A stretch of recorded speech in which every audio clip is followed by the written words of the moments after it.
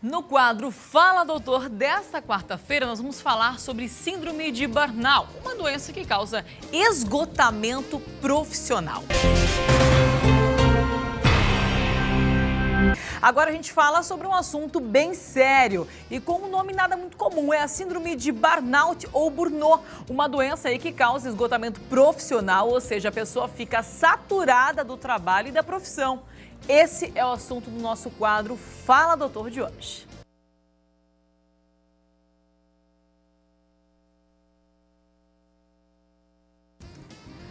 Muito bem, já está ao meu lado a psicóloga clínica, a doutora Marínia Fedilk, para explicar um pouquinho para nós essa síndrome. Bem-vinda, doutora, tudo bem? Obrigada, tudo bem, e você? Tudo ótimo. Como é que chega esse nível de esgotamento? Chega a ser uma depressão, mais do que uma depressão? Como é que é isso? Na verdade, muitas vezes a depressão vai acabar sendo uma consequência desse quadro relacionado ao que a gente chama de síndrome de burnout.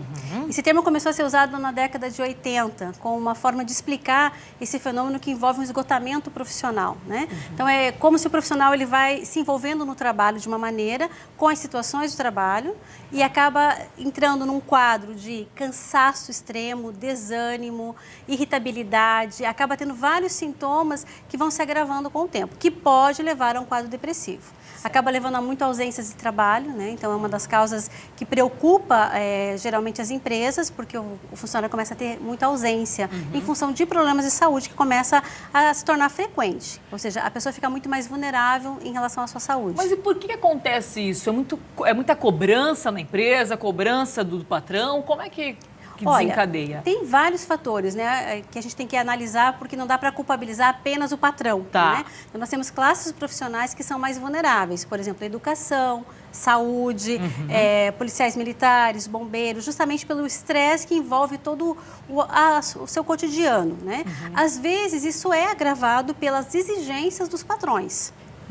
Mas não necessariamente somente isso. Então, quando chega um paciente para a gente com esses sintomas, a gente tem que analisar o contexto para ver se são atitudes do empregador que estão causando esse estresse extremo, esse esgotamento, ou se é uma dificuldade do profissional de colocar limites na sua agenda, no seu trabalho. E principalmente a família, o companheiro, são as pessoas mais afetadas com essa síndrome, digamos. São as mais afetadas, eu diria para você que são as pessoas também que mais podem colaborar nesse momento. Para ajudar. Para identificar, porque às vezes a própria pessoa ela leva muito tempo para perceber que ela está nessa situação. Entendi.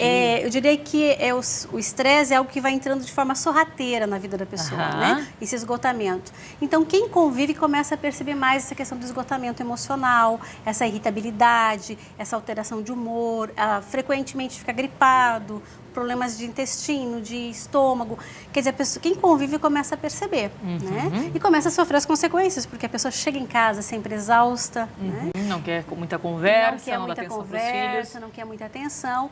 E aí a gente percebe que às vezes a família é fundamental para encaminhar, para dizer, olha, tem algo errado acontecendo com você. E aí, quais as formas de tratamento que a gente pode ter? Olha, o que a gente indica normalmente é uma avaliação clínica. A gente pede que o paciente vá ao médico para fazer toda uma bateria de exames para o médico poder avaliar como o paciente está, né, ver se há necessidade de medicação e o acompanhamento com psicoterapia.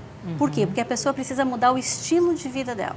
Nem sempre, às vezes, ela vai ter que mudar de profissão ou de emprego.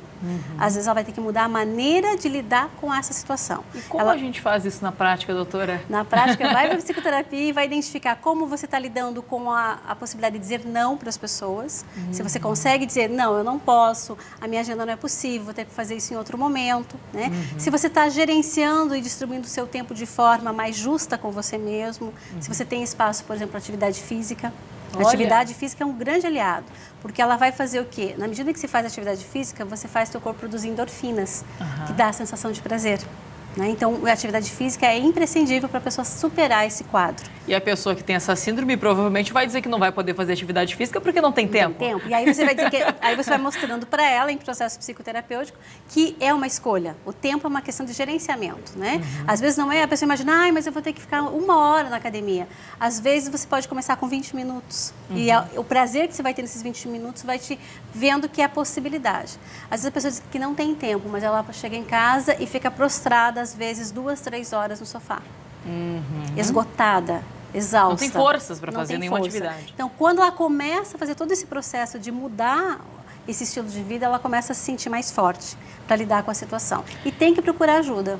Não tem outro jeito. E como você já muito bem comentou, né, doutora? A própria família que já vai dando esses toques para a pessoa. E tem muitas empresas que são muito legais. Eu já conheci algumas empresas que percebem que o funcionário está entrando nesse processo. Ah, é? E aí o próprio gestor chama e fala, olha, a gente está percebendo você muito ansioso, está percebendo você muito tenso. Então, muitas empresas que são mais atentas à questão da parte humana acabam também colaborando para que a própria pessoa veja a situação que ela está. Entendi. Muito obrigada, doutora Marília Fedilki. Sucesso para você. Para você também. Obrigada.